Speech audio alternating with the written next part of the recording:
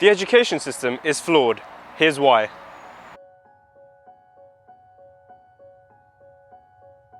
In the UK, most schools only care about what the Ofsted report will be and at what ranking will local newspapers put them at. Now, of course, this does not apply to all schools, but it does apply to most. The truth is that schools judge students based on the score they can get and not what's in here. Let me ask you a question. If you take a fish, a monkey, a dog and a worm and ask all of them to climb the same tree, how many would succeed at climbing it? Just one, the monkey, right? Just the way we don't determine which animal is better by making them do the same thing, why do we judge students by making them do the same test? Every child born has different talents and abilities. Despite knowing this, all children are tested in exactly the same way. How is anyone supposed to find their true passion when all of that gets stripped away from them by schools? A student passionate about football gets tested with a maths exam. A student passionate about science gets tested with a religious studies exam. And if a student fails, they get a big red cross against their name. This really damages students mentally and emotionally. Schools really do favour students that are capable enough of getting a higher grade than those who are not. Yeah. And if a teacher predicts that a student is not capable enough of getting a higher grade, they are automatically put off and given less support. But although it's not really shown. Mainly schools go after grades and not out-of-the-box thinking and knowledge, primarily. That's true, that's true. It's sad to see that most universities and employers really do go after a percentage or a grade that's been given on a piece of paper rather than how much the person actually knows. You know, I just fail to understand how knowledge can be expressed as a percentage or a grade rather than how much the person actually knows. Usually exams and tests are just based on a person's memory, not really their actual understanding. We know many people from top universities with fantastic GCSE grades and even better A-level grades, learning great degrees. But when you sit and ask them a question, they did something in GCSE, they have no clue. What is the point of an education if it's only used to get into a university or a top position in a job? Is that all what education matters for? It is also very disappointing that some teachers are made to teach subjects that they themselves are not interested in. Take a secondary school teacher, for example. How is this teacher who's done a degree in biology many years ago supposed to create interest and inspire a student in physics? Schools will prepare a student on geography and teach them how an ocean splits up into rivers, but won't teach them on how to set up a business or how taxation works or how to invest.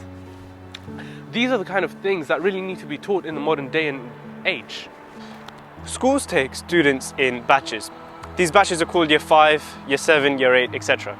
These batches are trained to respond to a bell when it's break time or lunch time. They're not allowed to talk to their peers sitting next to them during class or collaborate on projects together. When in reality, with the technology that we have available, we're allowed to collaborate with our peers. We're allowed to freely share our work and talk. Even the teachers themselves email and message each other asking for help. They work together and share PowerPoints they have made. If teachers themselves collaborate, why are students not allowed? Whilst these students are being taught in batches, all the creativity and curiosity is removed from them. Students are not usually allowed to ask questions out of curiosity. They're only allowed to see as far as the curriculum goes. We changed horse carts into self-driving cars. We changed button phones into folding smartphones. In schools, we changed chalkboards into electronic boards. But is that change really a change? Exactly. So when we go to buy food, we get given a choice. When we go on a holiday, we get given a choice. Life is full of choices. So why don't we have a choice when it comes to education? We are not against learning or education or schools. We believe that the system should add value to every student. We believe that the system can be much better than what it is now. To be honest, it's not the teachers who are to be blamed. They're just following policies made by people who have never taught in the modern day. This is a global issue in many countries in the world like the USA, India, China and Japan. The system creates pressure on students to study, especially during exam periods where students forget everything else that's going on in their lives and focus on only one little thing: grades. Let's really start focusing and bringing change to our education system, because us, the students, are the future. No, there's no need even to have a college degree at all, or even high school. Someone's standing up there kind of lecturing at people, and they've done the same lecture 20 years in a row, and they're not very excited about it. And because a lot of kids just in school kind of puzzled as to why they're there. And as we all know, for the most part, we learn very little to nothing about the subject of money in school. You know, it's an extremely corrupt system we have at this point. We have an education bubble. In the US, we have $1 trillion of student debt. To a first approximation, this has gone to pay for $1 trillion worth of lies about the value of the education people have received. We hope you've enjoyed our video, and we hope it's provoked some thought. If you think this message needs to be heard, please share it with all of your family and friends so we can finally start a conversation that brings some change. Thank you to everyone for making it to the end of our video.